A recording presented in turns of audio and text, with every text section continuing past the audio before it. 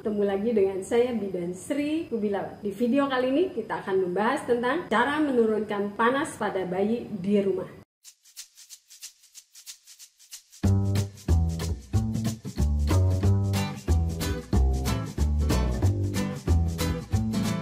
Setiap orang tua sudah sepatutnya mengetahui cara menurunkan panas pada bayi di rumah. Hal ini penting agar nantinya tidak terjadi kelimpungan ketika anak demam, apalagi bagi orang tua baru. Bayi dapat dikatakan demam apabila suhu tubuhnya mencapai 38 derajat Celcius atau lebih. Kondisi ini dapat terjadi karena berbagai macam hal, mulai dari infeksi bakteri atau virus, demam pasca imunisasi, terlalu lama beraktivitas di luar ruangan dengan cuaca yang panas, hingga penggunaan baju yang terlalu tebal. Panas pada bayi sebenarnya normal dan sebagian besar tidak perlu dikhawatirkan, karena itu merupakan reaksi dari sistem kekebalan tubuh yang baik saat melawan serangan kuman penyebab infeksi seperti virus atau bakteri. Oleh karena itu, orang tua disarankan untuk tetap tenang agar dapat memberi penanganan dan perhatian yang dibutuhkan pada saat bayi demam. Beberapa langkah sederhana yang bisa dilakukan untuk menurunkan panas pada bayi adalah: yang pertama, berikan kompres. Saat bayi tidur, kompres bagian dahi dengan lap basah sebagai salah satu cara menurunkan panas pada bayi. Jika panas lumayan tinggi, Anda juga bisa mengompres bagian leher, ketiak, atau pangkal paha. Pastikan untuk mengompres dengan air hangat atau air biasa. Yang kedua, lap atau mandikan dengan air hangat. Gunakan lap atau mandikan bayi menggunakan air hangat atau suam-suam kuku. Hindari mandi menggunakan air dingin, karena hal ini justru dapat membuat suhu tubuhnya tambah naik setelahnya. Yang ketiga, berikan minum yang cukup. Saat sedang panas, bayi akan kehilangan sejumlah cairan lewat penguapan dari kulitnya. Untuk mencegah terjadinya dehidrasi, Anda perlu memastikan tubuh si kecil terhidrasi dengan memberikan asupan cairan seperti ASI ataupun susu formula dalam jumlah yang cukup. Yang keempat, kenakan pakaian yang tipis. Jika bayi mengenakan pakaian yang berlapis atau tebal, panas tubuh akan terkungkung di dalam pakaian dan membuat panas lebih susah turun. Lepaskan pakaian yang tebal dan gunakan satu lapis pakaian tipis. Pastikan pakaian tersebut nyaman dikenakan. Bila si kecil terlihat menggigil, Anda bisa memakaikannya selimut. Yang kelima, jaga suhu kamar tetap sejuk. Jika suhu kamarnya panas, Anda bisa menggunakan penyejuk udara atau kipas angin. Tetapi jangan diarahkan langsung ke